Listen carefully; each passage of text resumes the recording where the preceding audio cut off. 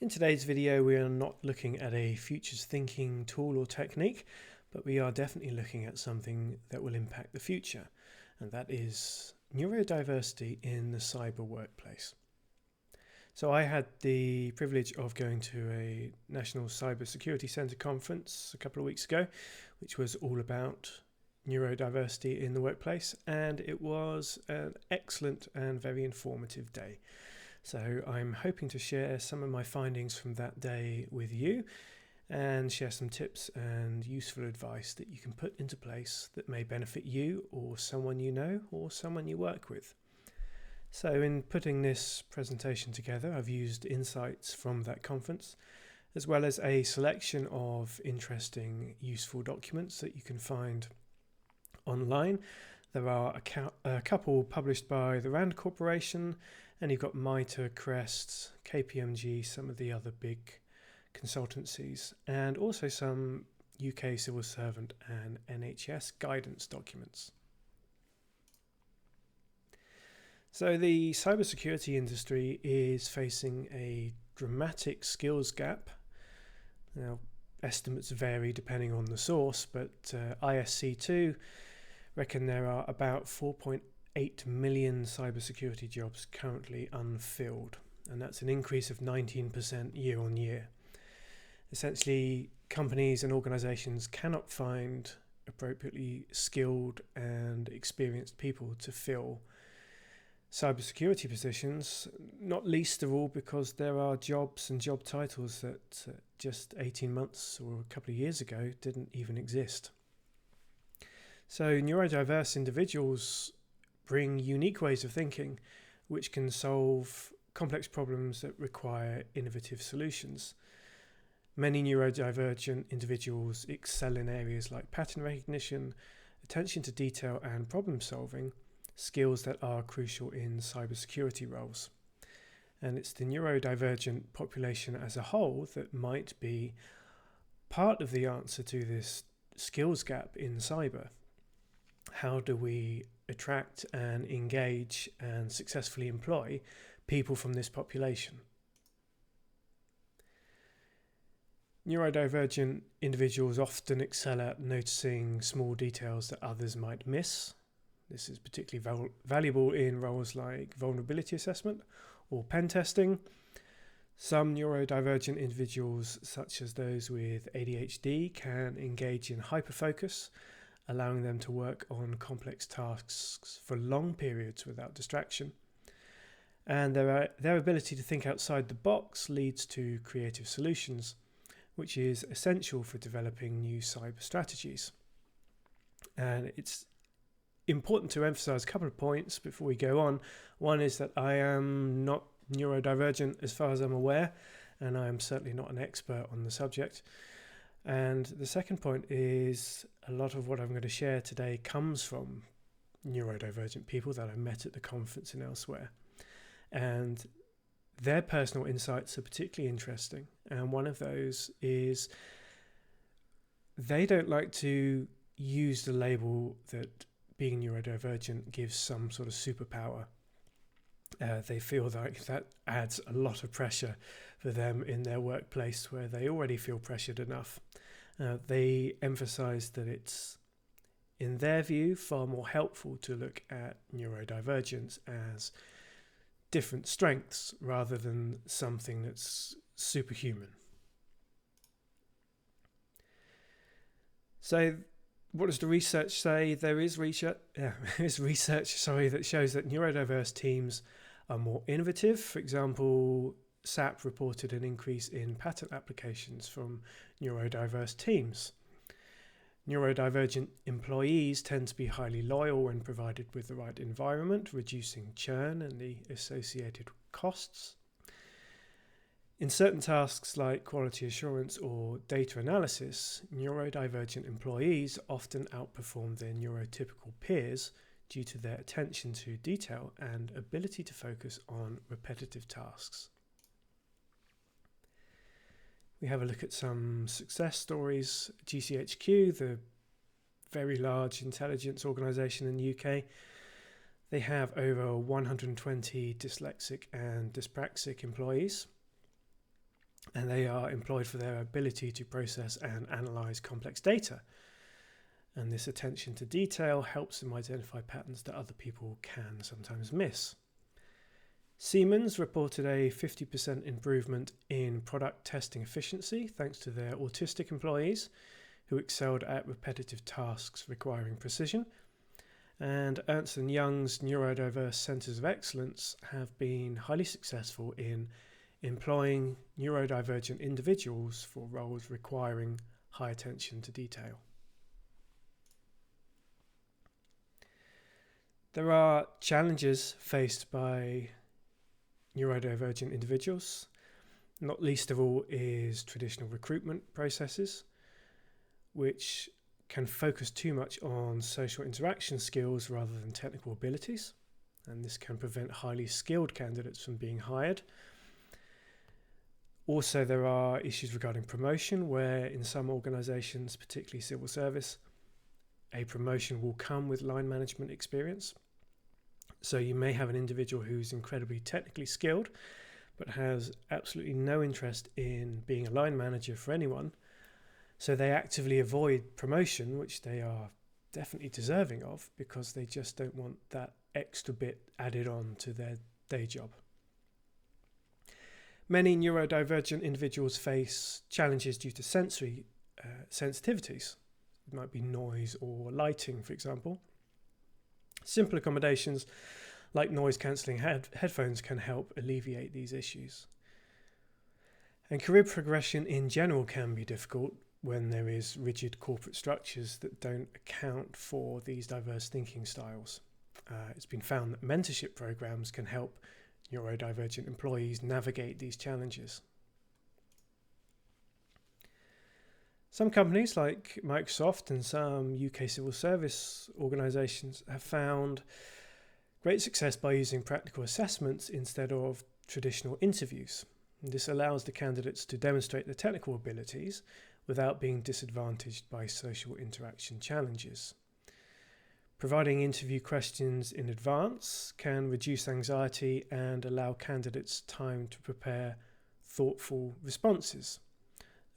National Cybersecurity Centre commented that they found quality of their applications and interviews as a whole increased, both in neurodivergent and neurotypical candidates, when they trialled this interview question in advance technique.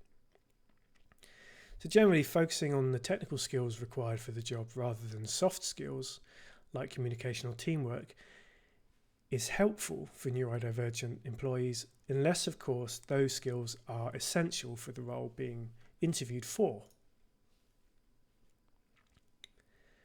To create a supportive work environment, offering flexible workspaces or remote work options can help neurodivergent employees avoid sensory overloads common in traditional office settings. Clear communication and stable routines are critical for many neurodivergent employees who may struggle with sudden changes or ambiguity. We've mentioned noise-cancelling headphones or adjustable lighting can significantly improve comfort and productivity. And interesting topic that came up at the conference was how no one, neurodivergent or otherwise, enjoys open plan offices or feels that they get their best work done in an open plan office. So hopefully at some point that is a trend that will die. But for now, I know of at least a couple of new corporate headquarters that are being built, very open plan, no noise shielding, no control over lighting at all. So not helping our employees, neurodivergent or neurotypical there. As mentioned, the mentorship programs can help neurodivergent employees navigate career paths that might otherwise seem unclear due to traditional corporate expectations about leadership styles. GCHQ has a particularly effective mentorship program. Performance reviews should focus on technical achievements rather than social metrics, unless these are directly relevant to the role. And providing clear career progression paths that emphasize an employee's strengths can help retain that top talent within the company. While many programs initially focused on autism, there is now a growing recognition of the value that individuals with ADHD, dyslexia, dyspraxia, and other conditions can bring to cyber roles.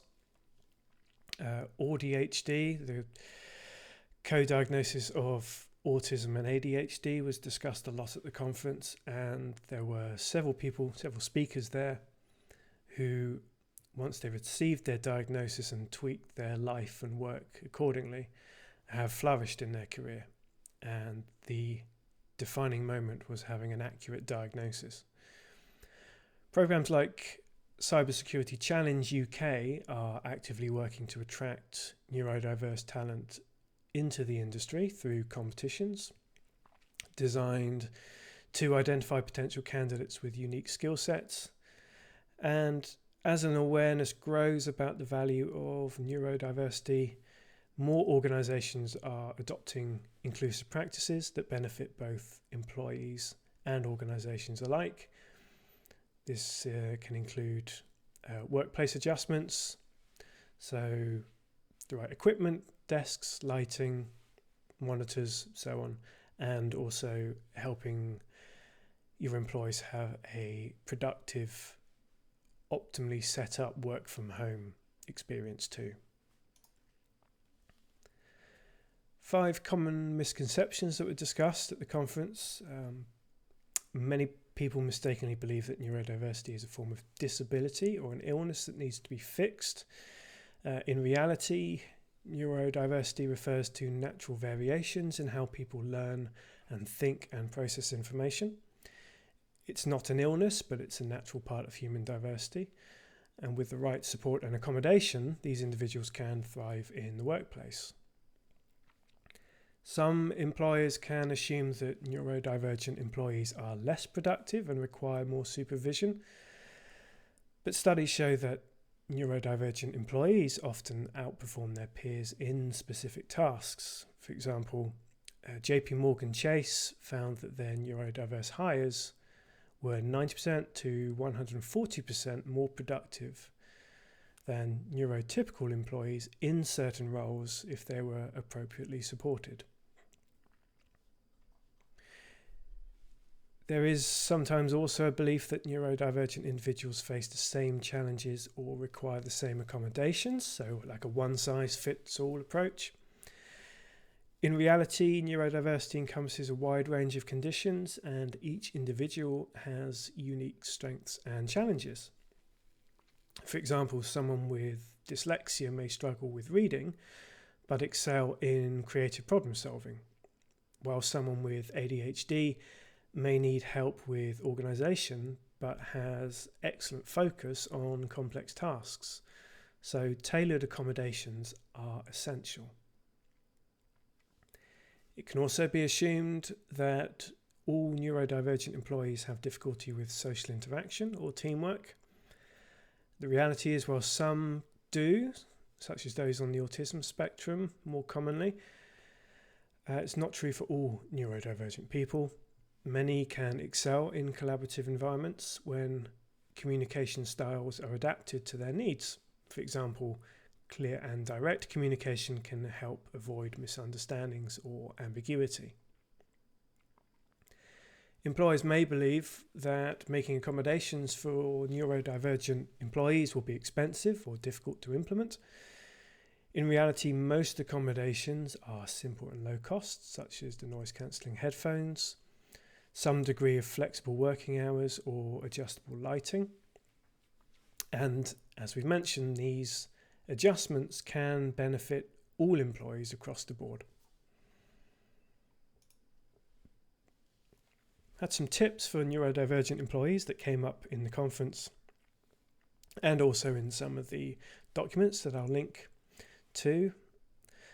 Number 1, communicate your needs early. So if you are neurodivergent and you feel that you have some requirements or some needs, let your managers know as soon as possible, and this can help avoid any misunderstandings and ensure that you have the right support from day one.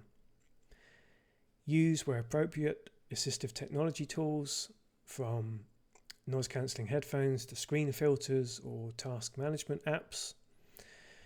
Create a structured routine. Having a clear routine can help reduce anxiety and improve focus. The RAND reports recommend allowing employees to block off times in their calendar for uninterrupted work periods. If you work in cyber or technology at all, you're probably overwhelmed with meeting requests. I know I am many days, and you are stuck with that dreaded context switching, which again does not benefit anyone or any employee at all, having to switch from coding to emails to a one-to-one to something else. So time blocking can be incredibly valuable for all employees. If you are someone who is sensitive to noise or to light, ask for accommodations, such as a desk somewhere or the appropriate equipment. And break tasks down into smaller steps. This can help them seem less overwhelming and easier to complete. To highlight once again, these are general tips that have come from the publications and will need to be tailored to the individual. There is no one-size-fits-all approach. And finally, we had some discussions about what can managers do to assist their neurodivergent employees. Some interesting tips came out from the conference and from the online guides. Providing clear written instructions can be of great benefit rather than asking your employees to rely on verbal communication. This can help avoid misunderstandings and ensure that both sides know exactly what is expected. Offer flexible work arrangements wherever possible. This can be in the working hours or the location. Avoid sensory overload environments, so consider where this person that you're going to be managing will be working. Do they have a choice of building? Do they have a choice of floor on that building, or maybe just the choice of area on the floor? Focus on the strengths and not the challenges. Every employee has unique strengths. So focus on what your neurodivergent team members excel at and assign tasks that align with these strengths. So this is it goes back to strengths finders and other long-running corporate initiatives. And also schedule regular check-ins. So regular one-on-one meetings allow you to check on the progress and provide support if needed. It also gives the employee a chance to voice concerns and request adjustments without feeling singled out. It's also critical that you can signpost your employees to whatever support networks you have internally and externally. So a repeated theme on the conference was that the employers that were doing the best with their neurodivergent employees had the mentorship schemes, the special interest groups or support networks, and had resources on hand readily available. So when an employee joined and they might have a workplace adjustment that was needed for whatever reason, it didn't feel like a big deal. It was just something that is on offer, and if you need it, fine, and if you don't, that's fine too. So very interesting. I found it a really worthwhile day. It is, neurodiversity is a massive topic. This was a very high 50,000 foot view of the state of affairs with neurodiversity in cyber. And I'd love to hear what you thought. Maybe you're someone who has experience of being a neurodiverse employee or manager. What do you think people are doing well at the moment? What do you think companies could be doing a lot better? And is addressing the cyber skills shortage going to be resolved, at least in part, by making those careers more available to people in the neurodiverse world? So thank you for watching, and I look forward to seeing you in the next video.